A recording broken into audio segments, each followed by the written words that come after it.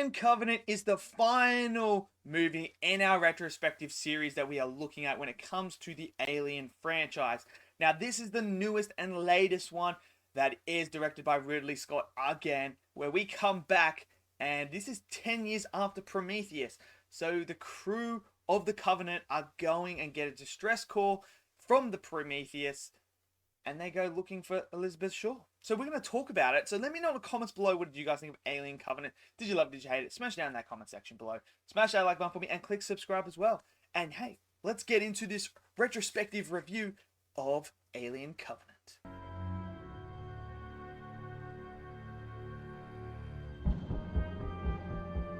So Alien Covenant is the latest movie in the Alien franchise. Now, we have just been speaking about Prometheus, which is, I think, a great sci-fi movie. A horrible alien movie somehow ties into the Alien. It's a prequel. Alien Covenant is 10 years after that. This is the direct sequel to Prometheus. And now, this is where we pick up with a new crew, the Covenant, who are coming in to basically seed a new planet. And when they get a distress call that is from Elizabeth Shaw from the Prometheus, they go down to a planet which is known as, I'm pretty sure, Paradise. They go down there and they discover some things that aren't quite what they think they're supposed to be. Now, as they go down to Paradise, this is a planet that is very compatible compared to Earth. It's like perfect. And they can't even believe it. When they go down, they can't believe just how insane and how awesome this planet is compared to Earth. It's like identical. It's insane. Now, we also get introduced to a new android, Walter, who is exactly the same looking as David, played by Marco Fassbender again. Now, we get this opening sequence with, I believe it would be David, with Wayland, and this whole idea of them talking and how, you know, talking about creation and everything like that. And this is where we start to see the motive of David from Prometheus start to get explored a bit more, about wanting to create life. And like, if Wayland can create him, then why can't he create life? So I like that idea and that whole theme of David's motive when it comes to creating life. It makes sense and it works really, really well for me. Now, we have a whole new crew, and as they're down there, they send a few down there, and there's some still up in the spaceship up there. Now, as they're walking through, there is a comment about, hey, look, it's so quiet, there's no noise, there's no animals or anything like that. And that's an instant red flag for me. Like, I'd be like, yo, there ain't no noise, then there's something wrong with this planet. This ain't normal. But it's absolutely gorgeous. Like, this film is gorgeous as well. I don't think it's as good looking as Prometheus, but I still think it's great. Like, that shot with the whole water and everything like that, absolutely fantastic. But as they're walking through this planet, you know, humans, man, we just have this idea that we need to touch things that we shouldn't touch. And again, we do it here again, like these guys. There's like this black little like plant thing. So he pokes it and this little black thing comes out, and you can just see it forming in there. It's so tiny, it's almost microscopic, and it goes into his ear. And you know, that's going to be like, that's planting the seeds for something later on. And then someone else does the same thing, like when they go in. So they go in, they discover this ship, they go into the ship, and they're like, yo, this is just like insane. Look at these beings. Look at everything like this. And then people are getting sick. So this chick takes one of the dudes back to the spaceship thingy where Faris is, which is a new character we have. And they're like, yo, we got to take him in. We got to fix him. They go into the med bay there. And this guy's like, he's messed up, man. Like, things aren't going well for this guy. Alien world, man. Makes you kind of wonder, should we actually leave Earth and go to another planet? Because this stuff could happen. Potentially. But hey, I don't think we're supposed to be on this planet forever. I'm down to go to another planet. Why not? So anyway, so as that's going on in Medbay, we start to see things start to really take a dark turn as spikes start coming out of his back. And you're kind of thinking to yourself, okay, so Prometheus had no alien action. Are we getting alien action in a movie called Alien Covenant? The answer is yes. Not entirely a xenomorph, but an off-breed when it comes to the xenomorph. So, as this thing's coming out, Faris locks both of them in there. Like, this is where you just see, like, Faris is just lose all sense of, like, any rationality. she is just like pure instinct right now. Like, not even thinking about anything. So she's like, what's going on? She goes and grabs a shotgun, and she comes back, and this thing bursts out of his back. And it's like this little xenomorph alien looking creature. And it's sitting there. It's not quite the same. And you can tell by the design it's very different. But it is very similar at the same time. Now, it starts attacking the other girl. Like, I mean, she kicks it once and then it just like jumps and starts mauling on her neck. I'm like, come on, man, you could have done a bit better defensively. Like, this thing's like this big, man. I'm pretty sure you could beat that thing up. But hey, it is what it is. It is what it is. So that's all happening while going on. Faris then opens the door, and of course, in the most cliche way you could ever do it, as she goes to shoot this thing, she slips over in the blood and then shoots upwards. And then she tries to run out. She closes the door. The thing jumps through the glass. And as she's hiding, she starts shooting it. And of course, she shoots where there's like a gas tank and explodes. And everything explodes and everything like that. The little thing runs out and he's gone. Meanwhile, the other guy that touched the flower plantation thingy is also sick. So, of course, things are coming out of his back. That thing comes out of his back and then runs off. And then out of nowhere, during the night, it comes back. And these two things are just running through people and just clocking their jaws, whipping their tails and everything like that. It's all happening. And then a flare comes out of nowhere. And it is another character that has been on this world. So who could it be? Well, we find out in that battle as well that Walter protects Daniels, who is like sort of the new Ripley Shaw character, and he actually loses his hand, which is a key thing when we move forward in this whole movie. Is him losing his hand is a key factor, and there's a reason to that. So when he loses his hand, we see this other character that is like, follow me, and it is David, the android from Prometheus. He is there, and he takes them to the center of where the engineers were. So we are on the engineers planet. That is confirmed here when you see all of it. You see all the dead bodies of all the engineers, and David takes them into the actual, like, I guess, Grand Hall sort of thing. That's what it would be, I guess, probably something like that. So David's in there, and this is where we start to find out some information about David. Now, David isn't quite what he's supposed to be. Now, this is where I have a problem with Alien Covenant and the whole xenomorph and alien origin and stuff like that.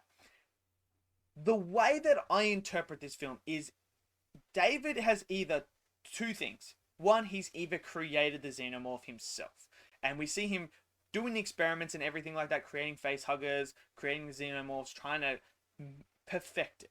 Now, he's either one, created him from scratch, or two, he's created an off-breed to that race. But I still have problems with that, because I'm like, yo, why are we doing this with the Alien franchise? I don't need no android creating this being. Like, come on, man. Just keep it as, like, there's this creature, an ancient creature that's been around for freaking centuries, millions of years, that is just there, that nature has created. I would love that concept a lot more than what we are getting in Alien Covenant and Prometheus when it comes to the alien origin.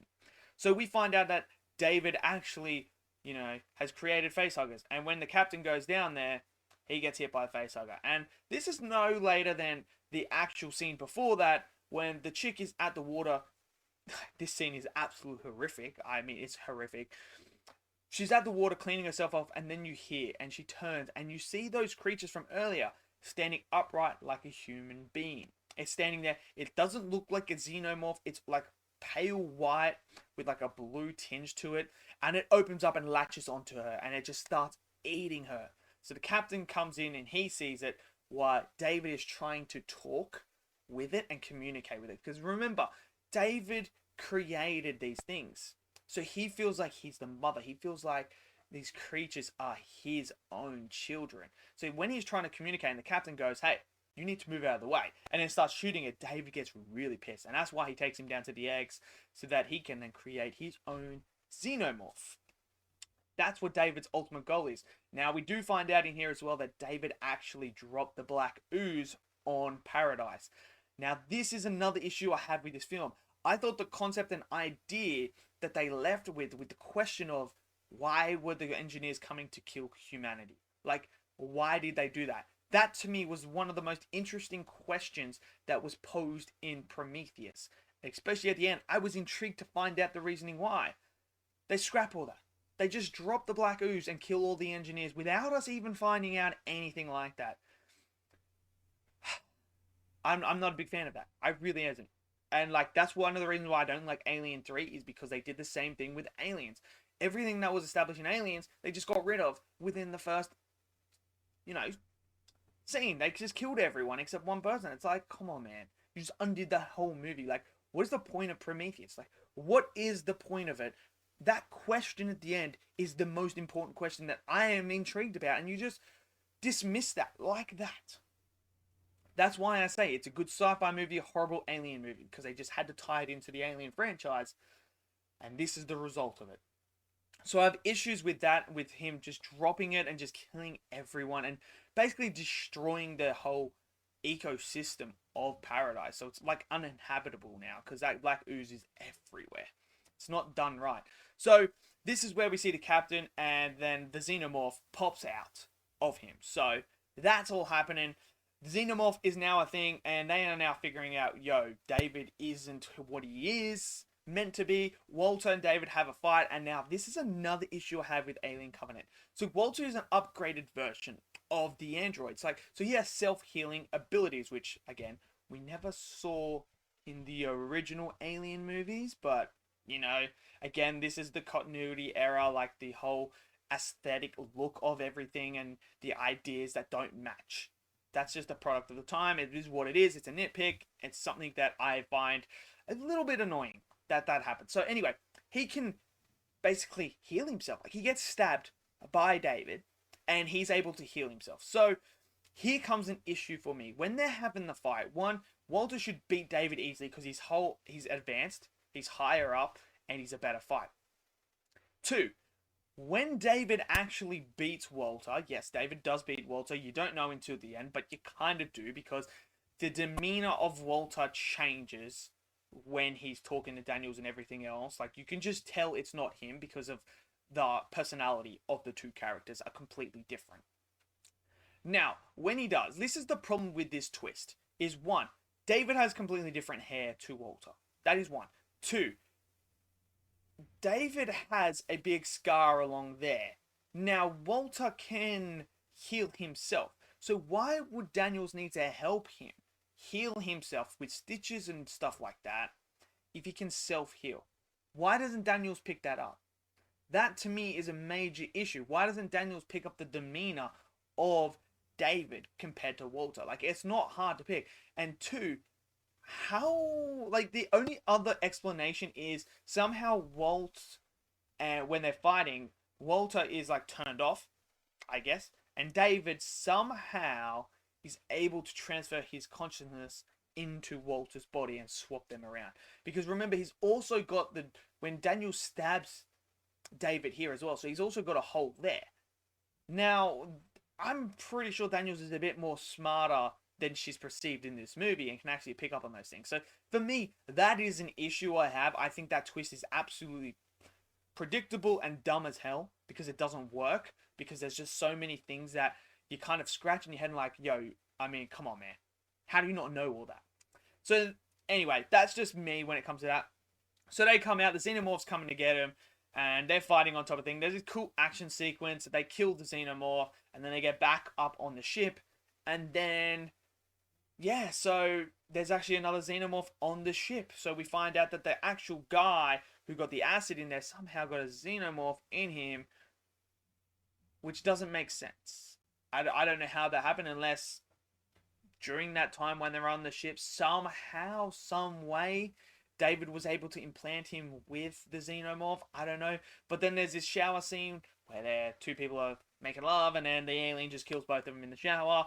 Daniels and Tennessee are after it, and they actually blow it out. And then when they get put to sleep, this is where Daniels figures out that, oh, wait a second, it's David, not Walter. And then Walter's like, puts her to sleep, and he puts in two of the, what are they called? The face huggers embryos into where all the human embryos. So he's basically going to another planet, and he's gonna basically breed xenomorphs. He's gonna get rid of humans. So how this ties into Alien, I don't know. I feel like we're missing that third movie that ties it in, because in the first Alien, we have the face huggers and the eggs in the actual ship of the engineers that is crashed on LV.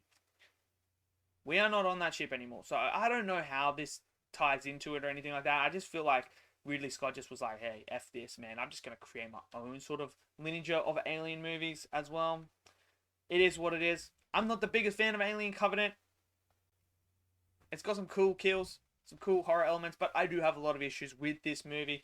Like I said, I think Prometheus is definitely the better movie, but it is a terrible Alien movie. I think this one's a better Alien movie, but a terrible sci-fi movie. So let me know in the comments below, what did you guys think of Alien Covenant? Did you love, did you hate it? Smash down that comment section below. Smash that like button for me and click subscribe as well. And I'll see you guys in the next video. Until then, stay safe. Peace out.